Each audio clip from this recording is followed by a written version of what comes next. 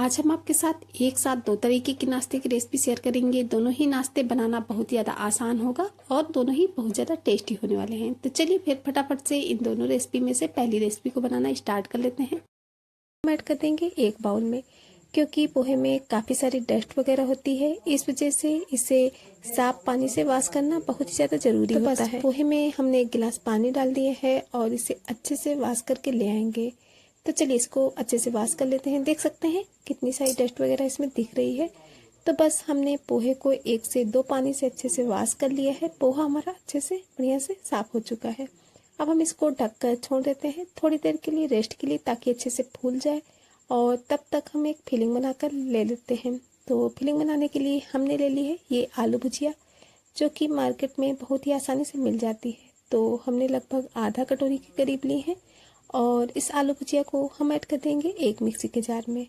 तो जितनी भी हमने आलू भुजिया ली है उसको हमने मिक्सी के जार में डाल दिया है। मिक्सी का जार का ढक्कन बंद करेंगे और हमें पीस करके इसे रेडी कर लेना है। तो लीजिए, हमने इसे बढ़िया फाइन सा पीस कर रेडी कर लिया है। अब इसको हम निकाल लेंगे एक प्लेट में। तो बस जितनी भी हमने ये आलू भुजिया भून करके पीस करके रेडी की है उसको हमने एक प्लेट में निकाल लिया है। अच्छे से मिक्सी के जार को हमें साफ करके ले लेना है, ताकि ये बिल्कुल भी वेस्ट ना जाए। तो बस पूरे को लेने के बाद में मिक्सी के जार को हम रख देंगे साइड में और इसमें ऐड करेंगे कुछ चीज़ें, जिससे कि हमारी जो स्टफिंग है वो बहुत ही टेस्टी बनकर रेडी होगी। तो सबसे पहले तो इसमें जाएगा कद्दूकस किया हुआ सूखा नारियल। जो सूखा गोला आता है उसको हमने कद्दूकस करके ले लिया है। और इसके बाद में एक मीडियम साइज का बारीक कटा हुआ प्याज ऐड करेंगे। आप अपने अकॉर्डिंग जो भी चीज़ें आपको इसमें डालनी है वो आप इसमें डाल सकते हैं। और अब इसके बाद में जाएगा इसमें थोड़ा सा जीरा और थोड़ी सी कलौंजी। दोनों चीज़ों की मात्रा थोड़ी थोड़ी सी ही लेनी है, लगभग 1 चौथाई चम्मच के करीब। और जो कलौंजी है वो इससे भी थोड़ी लेनी है। आधा चम्मच डाल दिया है धनिया पाउडर, जिससे कि टेस्ट इसका बहुत ही ज़्यादा अच्छा आता है। 1 चौथाई चम्मच डाल देंगे लाल मिर्च पाउडर। अगर आप लाल मिर्च नहीं खाते हैं तो इसको स्किप भी कर सकते हैं। इसकी जगह पे आप इसमें सिर्फ हरी मिर्च का यूज करके आप इस रेसिपी को बना सकते हैं। और आधा चम्मच ही ऐड कर दिया है सब्जी मसाला। सब्जी मसाला की जगह अगर आप गरम मसाला खाते हैं, मैगी मसाला या फिर कोई और मसाला खाना आप पसंद करते हैं तो उस मसाले का यूज भी आप इसमें कर सकते हैं। आप अपने अकॉर्डिंग इसमें मसाले डाल सकते हैं। और लास्ट में जाएगा हल्का सा नमक, क्योंकि आलू भुजिया में वैसे भी काफ़ी सारा नमक पाया जाता है। तो बस थोड़ा सा हल्का सा ही नमक हमें इसमें डालना है, ज़्यादा नमक का यूज नहीं करेंगे। लास्ट में डाल देंगे नाश्ते के लुक, टेस्ट और फ्लेवर को बढ़ाने के लिए बारीक कटा हुआ हरा धनिया पत्ती, जो कि नाश्ते की किसी भी रेसिपी की जान होता है। तो बस थोड़ा सा धनिया पत्ती ज़रूर से डालें। और अब इन सभी चीज़ों को हमें बढ़िया अच्छे से मिक्स करना है। चाहे तो आप हाथों से मिक्स कीजिए या फिर इस तरीके से चम्मच से भी आप इन सभी चीज़ों को मिला सकते हैं। तो बस हमने चम्मच से ही सभी मसालों को आलू भुजिया का जो हमने पाउडर बनाया था उसमें मिला लिया है। तो फटाफट से ये जो हमारी स्टफिंग है वो बनकर रेडी हो जाती है। बिल्कुल भी टाइम नहीं लगता है इस स्टफिंग को बनाने में। अगर आपको कोई जल्दबाजी में नाश्ता बनाना है तो आप ये सिंपल सी स्टफिंग ट्राई कर सकते हैं। बहुत ही सिंपल है, बनाने में बहुत ज़्यादा आसान है। टेस्ट इतना लाजवाब आएगा कि अगर आपने इसे किसी के सामने बना दिया तो मेहमान आपसे इसकी रेसिपी पूछ कर जाने वाले हैं। तो चलिए, फाइनली जो हमारी स्टफिंग है ये बनकर रेडी हो चुकी है।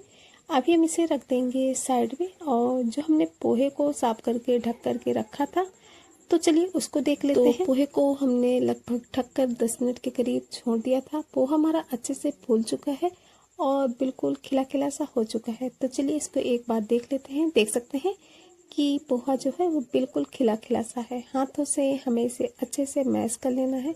हाँ, अगर आप इसमें चाहें तो थोड़ा थोड़ा सा पानी की छींटे डाल सकते हैं, हम भी डालेंगे। लेकिन अभी पहले हमें इसको ऐसे ही मिक्स कर लेना है। अभी हमने इसमें बिल्कुल भी पानी नहीं डाला है। तो थोड़ा सा अच्छे से मैश कर लेते हैं। एक बार फ्रेंड्स, आप इस रेसिपी को ज़रूर से बनाइएगा। बच्चे हों या बड़े, सभी इस रेसिपी के फ़ैन होने वाले हैं। और बनाने में तो बहुत ज़्यादा आसान होती है। तो अगर आप इसे ट्राई करते हैं तो बताइएगा ज़रूर कि आपको हमारी रेसिपी कैसी लगी। हल्का सा चलिए पोहे में हम नमक भी ऐड कर देते हैं, ताकि जब हम नाश्ता बनाएं तो जो ऊपर वाला इसका पार्ट्स है उसका टेस्ट बहुत ही अच्छा है। क्योंकि नमक के बिना तो कोई भी रेसिपी होती है वो अधूरी होती है। नमक डालने के बाद में इसे हमें पोहे में अच्छे से बढ़िया से मिला लेना है। प्लीज़ कमेंट बॉक्स में बताना बिल्कुल भी नहीं भूलिएगा। तो लीजिए पोहे का जो डो है वो हमारा बनकर रेडी हो चुका है। अब इसके बाद में हमें अपने हाथों को अच्छे से क्लीन कर लेना है और इस तरीके से हमने जो पोहे वाला डो बनाया था उसको थोड़ा सा पोर्शन हम हाथों में ले लेंगे।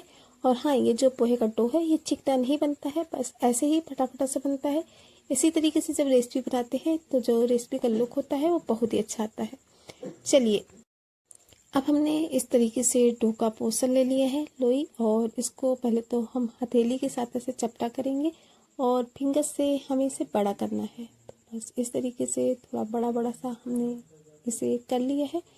और अब इसके बाद में जो हमने स्टफिंग बनाई है हमें वो स्टफिंग ले लेनी है। बस 1 चम्मच के करीब स्टफिंग लेंगे और इसके सेंटर में इस तरीके से स्टफिंग को रख देंगे। और अब इसके बाद में हमें इसे अच्छे से ऊपर से कवर कर देना है। तो अंगूठे के साथ ऐसे स्टफिंग को थोड़ा थोड़ा से दबाते जाएंगे और बस इसको अच्छे से लॉक कर लेंगे। तो बस जैसा कि आप वीडियो में देख सकते हैं सेम ऐसे ही करना है। अगर आप बिगनर हैं, थोड़ा सा भी ध्यान रखते हैं तो आप इस रेसिपी को बहुत ही आसानी से बना सकते हैं। ऊपर से अच्छे से लॉक करने के बाद में अब हमें इसे हथेली की सहायता से थोड़ा सा चपटा कर देना है और नाश्ते के पीस को सेप देना है। तो इस तरीके से आप देख सकते हैं कि हमने नाश्ते को सेप दे दिया है। बहुत ही अच्छा सा प्यारा सा सेप हमारा आ चुका है रेसिपी का। तो चलिए इसको रख लेते हैं एक प्लेट पे और चलिए इसी तरीके से सभी पीसेस को बना लेते हैं। इसके बाद भी आपसे मिलते हैं। तो इस पीस को भी हम उसी प्लेट में रख लेते हैं जिसमें कि पहली बार वाला हमने रखा था। तो लीजिए हमने ये 4 पीस जो है फिल करके रेडी कर लिए हैं। अभी चलते हैं गैस की तरफ। तो गैस में कढ़ाई में ऑयल गर्म होने के लिए पहले से ही रख दिया था। अब एक एक करके हम इसमें चारों पीसेस को ऐड कर देंगे और गैस की फ्लेम को हमें मीडियम कर देना है। मीडियम फ्लेम पे अब हम इन्हें पहले तो एक तरफ से हल्का हल्का सा क्रिस्पी होने देंगे। इस तरीके से चम्मच से थोड़ा सा ऑयल लेना है और इनके ऊपर करते जाना है ताकि जो कुकिंग प्रोसेस है वो ऊपर से भी स्टार्ट हो जाए। तो बस सेम इसी तरीके से चारों पीसेस को हमें कर लेना है। और जब ये नाश्ते के पीसेस एक तरफ से हल्के हल्के से क्रिस्पी हो जाएंगे तब हम इन्हें एक एक करके पलट देंगे। बहुत ही प्यारा सा कलर आ चुका है इनमें और ये अंदर तक क्रिस्पी हो चुके हैं। तो चलिए अभी हम इनको एक एक करके एक प्लेट में निकाल लेते हैं और इसके बाद में फाइनली आपको हम इसका फाइनल लुक दिखाते हैं सर्व करने के बाद में। तो बस निकालने के लिए इस तरीके की एक कलछी ले लेनी है जिससे कि इनका जितना भी एक्स्ट्रा ऑयल होगा वो कढ़ाई में ही रह जाएगा। आप टिश्यू पेपर का भी इस्तेमाल कर सकते हैं। तो बस एक एक करके चारों पीसेस को हमने निकाल लिए हैं। चलिए अब फटाफट से हम इनकी प्लेटिंग भी कर लेते हैं। तो लीजिए फ्रेंड्स, रेडी हो चुका है बहुत ही टेस्टी सा पोहे से बनने वाला कुरकुरा सा नाश्ता, जिसे अगर आपके बच्चे और आप भी बाहर के नाश्ते खाने के शौकीन हैं, जैसे कि समोसे कचौरी वगैरह आपके घर में बहुत ज़्यादा खाया जाता है, सभी को बहुत पसंद आता है, तो आज की जो रेसिपी है वो आप ही के लिए है, बहुत ही टेस्टी होने वाली है। तो मैजिक किचन बाय गुनी में आपका वेलकम है। चलिए फिर फटाफट से इसको बनाना स्टार्ट कर लेते हैं। तो इसे बनाने के लिए ये हमने 1 कटोरी उड़द की दाल ली थी जिसको कि 5 से 6 घंटे के लिए पानी में भिगोकर छोड़ दिया था। अगर आपके पास टाइम है तो आप इसे ओवरनाइट सोक करके रख सकते हैं। और इसके बाद में दाल को अच्छे से वॉश कर लेना है। और अब हमने ले लिया है एक खाली मिक्सी का जार और जो ये दाल है उसको हम मिक्सी के जार में ट्रांसफर कर देंगे। तो दाल हमारी ज़्यादा है और मिक्सी का जार थोड़ा सा छोटा है, तो आधी दाल हमने इसमें डाल दी है। 1 चम्मच डाल दिए है जीरा और 2 चम्मच भर करके डाली है सौंफ। तो जो सौंफ होती है उसका जो फ्लेवर और टेस्ट होता है वो बहुत ही अच्छा आता है, तो जरूर से डालें। 10 से 12 काली मिर्च डाल दी है और बस मिक्सी जार का ढक्कन बंद कर देंगे और इस तरीके से दरदरा सा इसको पीस करके रेडी कर लेना है। ज्यादा इसका हमें फाइन सा पेस्ट नहीं बनाना है, बस थोड़ा सा दरदरा ही रखना है। तो लीजिए दाल का ये जो पेस्ट है वो बन करके रेडी हो चुका है। तो बस दाल के इस पेस्ट को हमें निकाल लेना है एक बाउल में। तो अभी हमने ये आधी दाल को पीस करके रेडी किया है, तो इसको हमने इस बाउल में निकाल लिया है। और अब इसके बाद में बाकी की बची हुई जितनी भी दाल है उसको भी हम मिक्सी के जार में ट्रांसफर कर देंगे और इसे भी हमें पीस करके रेडी कर लेना है। तो चलिए इसको भी पीस लेते हैं और इसके बाद में फाइनली पूरी ही दाल के पेस्ट को हम इस बाउल में निकाल लेते हैं। तो लीजिए पूरी ही दाल जो है वो हमारी पीस करके रेडी हो चुकी है। जितनी भी दाल थी उस पूरी दाल को हमने इस बाउल में निकाल लिए है। चलिए अच्छे से मिक्सी जार को साफ कर लेंगे, जो दाल का पेस्ट लगा रह जाता है। अगर चम्मच से ना निकले तो इसे आप अच्छे से हाथों से साफ करके ले लें। तो लीजिए दाल का पूरा पेस्ट हमारा रेडी हो चुका है। तो इसको हमने साइड में रख दिया है और ले लेंगे एक खाली बाउल और अब हम इसका डो लगा करके रेडी करेंगे। तो इसके लिए हमने ले ली है ये 1 कटोरी मैदा हाँ, अगर आप चाहें तो इसे गेहूं के आटे से भी बना सकते हैं, लेकिन आज हमने इसे मैदे से बनाकर रेडी किया है। 1 चम्मच अजवाइन ले ली है, जिसको कि हाथों से थोड़ा सा क्रश करके डालेंगे। जब हम अजवाइन को क्रश करके डालते हैं तो जो उसका फ्लेवर होता है वो उभर कर आता है। और अब इसके बाद में इसमें जाएगा थोड़ा सा नमक, लगभग 1/4 चम्मच के करीब, ताकि ये जो डो बनकर रेडी हो इसमें थोड़ा सा नमक का टेस्ट आ जाए। और इसके बाद में मोयन के लिए डालेंगे रिफाइंड ऑयल। आप चाहें तो घी का भी इस्तेमाल कर सकते हैं, बस हाँ मोयन अच्छे से होना चाहिए। तो लगभग 3 से 4 चम्मच के करीब हमें मोयन लेना है और इसमें डाल देंगे और अब अच्छे से मसलेंगे, क्योंकि जितना अच्छे से मोयन बनाएंगे उतना ही परफेक्ट हमारी जो रेसिपी है वो बनकर रेडी होगी। इस वजह से मोयन लगाते वक्त 3 से 4 मिनट का समय जरूर से दें। अच्छे से मसल कर मोयन लगाएं। तो बस इस तरीके से अच्छे से मसल कर 3 से 4 मिनट तक जो हमने मोयन को है वो लगा लिया है। और जब हम इस तरीके से मैदा की मुट्ठी बांध कर देखेंगे तो जो हमारी मैदा है उसकी मुट्ठी बन जाएगी, तो आप समझिए कि आपका जो मोयन है बिल्कुल परफेक्ट है। और अब इसके बाद में चलिए इसका डो लगा लेते हैं। तो बस 3 से 4 मिनट तक अच्छे से मसल कर जो हमने डो है वो लगा करके रेडी कर लिया है। डो जो है वो लग कर रेडी हो चुका है। चलिए अभी हम इसे क्या करेंगे, ढककर छोड़ देंगे रेस्ट के लिए 4 से 5 मिनट के लिए, ताकि जो हमारा डो है वो अच्छे से सेट हो जाए। तब तक चलते हैं गैस की तरफ। तो गैस में एक पैन चढ़ा दिया है और उसमें डालेंगे लगभग 1 चम्मच के करीब सरसों का तेल। तेल को अच्छे से गर्म होने देंगे और जब हमारा तेल अच्छे से गर्म हो जाएगा तो लगभग 2 से 2.5 चम्मच लिया है हमने बेसन। सबसे पहले हम इसमें बेसन डालेंगे और बेसन को लगभग 1 से 1.5 मिनट तक बिल्कुल लो फ्लेम पर भून लेना है। 1 से 1.5 मिनट में ही जो बेसन है वो बढ़िया अच्छे से भुन जाता है। तो बस इस तरीके से कंटिन्यू चलाते रहेंगे तो बेसन में बहुत ही अच्छी सी खुशबू और फ्लेवर जो है वो आने लगता है और हल्का हल्का सा जो बेसन है उसका कलर भी चेंज हो जाता है। तो बस इस तरीके से थोड़ी देर हमने इसे भून लिया है, लगभग 1.5 मिनट के करीब। और जो अब हमने दाल रखी थी पीस करके, उस दाल को क्योंकि हाई फ्लेम पर अगर हम दाल को भूनते हैं तो दाल हमारी जलने लगती है। आधा चम्मच के करीब हींग डाल दी है, जिसका कि फ्लेवर बहुत ही अच्छा आता है। आधा चम्मच डाल दिया था हल्दी पाउडर, 1 चम्मच धनिया पाउडर और 1 चम्मच के करीब ही हमने इसमें लाल मिर्च पाउडर डाल दिया है। और लास्ट में डालेंगे आधा चम्मच चाट मसाला और अमचूर पाउडर भी डाल सकते हैं आप, टेस्ट के अकॉर्डिंग जाएगा नमक। जो पहले मसालों की क्लिप थी वो थोड़ा सा मिस हो गई थी, लेकिन हमने आपको बता दिया है।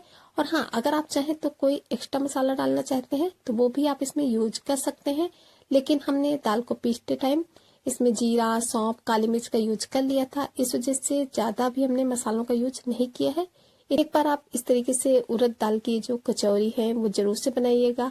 बाहर की कचौरी वगैरह जो आप खाते हैं वो सभी भूल जाएंगे, क्योंकि घर में ही इतनी टेस्टी सी बनकर रेडी हो जाती हैं। तो बाहर की क्या खाना, बाहर तो वैसे भी बहुत ज्यादा चीजें मिलावटी होती हैं जो कि हमारी हेल्थ के लिए अच्छी नहीं होती हैं। तो लीजिए दाल जो है वो भुनकर रेडी हो चुकी है। चलिए गैस की फ्लेम को ऑफ कर देते हैं और इसको छोड़ देते हैं थोड़ा सा ठंडा होने के लिए। और अभी हमने जो मैदे का डो लगा करके रखा था, चलिए उसे चेक कर लेते हैं। तो ये जो हमारा डो है वो बढ़िया अच्छे से सॉफ्ट हो चुका है, क्योंकि हमने इसको थोड़ी देर के लिए रेस्ट के लिए छोड़ दिया था। थोड़ा सा इसको मसल लेते हैं ताकि ये और भी चिकना सा सॉफ्ट सा हो जाए। अब इसके बाद में हमें ले लेना है एक चकला और चकले के ऊपर हमने डो को रख लिया है। अब इसकी हम लोइयां कट करेंगे।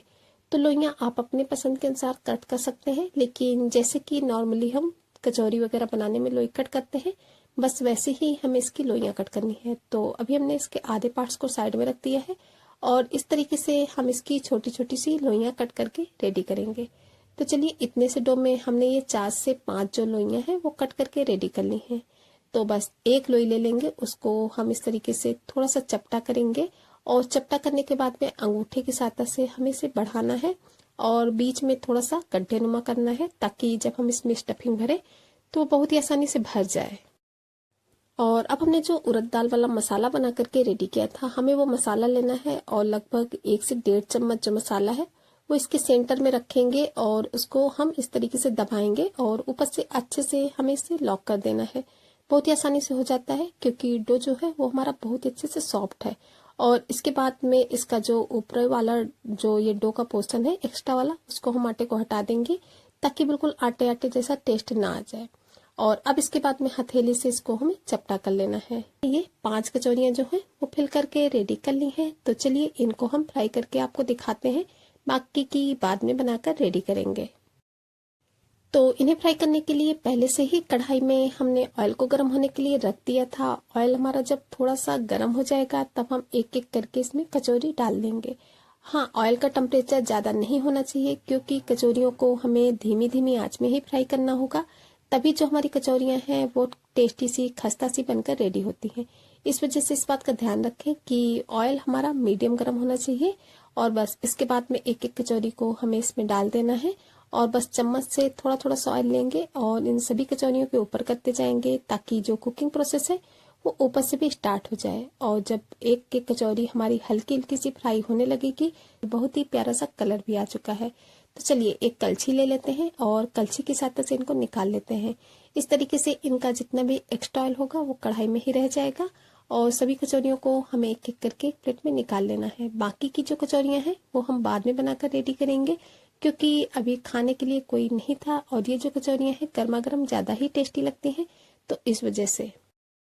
तो लीजिए फ्रेंड्स, रेडी हो चुकी है उड़द दाल की बहुत ही टेस्टी सी यम्मी सी कचौरी, जिसे कि आप गर्मा गर्म चाय के साथ खाइए, आलू टमाटर की सब्जी के साथ खाएं, चटनी के साथ खाएं या फिर ऐसे ही खाएं, बहुत ही टेस्टी लगेंगी। अगर कहीं आप सफर में जा रहे हैं तब भी आप इन्हें ले जा सकते हैं। तो फ्रेंड्स, अगर आपको रेसिपी पसंद आई हो तो इसे ज़्यादा से ज़्यादा फैमिली फ्रेंड्स के साथ शेयर करें। चैनल पर नए हैं तो चैनल को सब्सक्राइब करें बेल आइकन के साथ, ताकि आने वाली वीडियोज की नोटिफिकेशन आपको टाइम पर मिलती रहे। वीडियो को एक लाइक करना बिल्कुल भी नहीं भूलिएगा। चलिए फ्रेंड्स, फिर चलते हैं, मिलेंगे किसी नई वीडियो में किसी नई रेसिपी के साथ। तब तक के लिए bye bye. Thanks for watching my video.